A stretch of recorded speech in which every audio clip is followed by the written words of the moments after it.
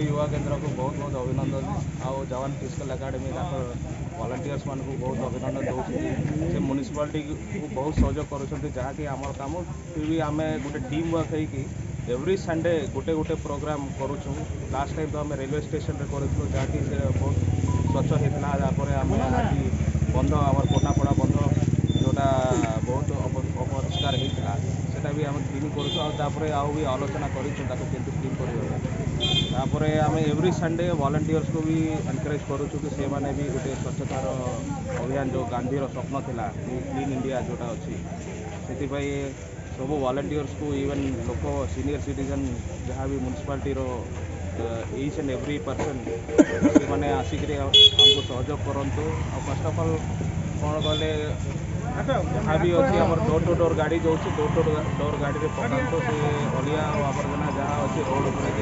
नाली भितर पकातु ना जहाँ से आम म्युनिसिपालिटी टी प्रॉब्लम अच्छी तो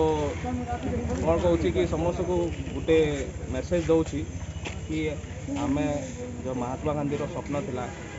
से क्लीन इंडिया जहाँ भी कहते स्वच्छ भारत अभियान से आम सहयोग करवा आमर भवानीपाटना को स्वच्छ सर्वेक्षण जो रैंकिंग अच्छी से भी आम इम्प्रूव करवा।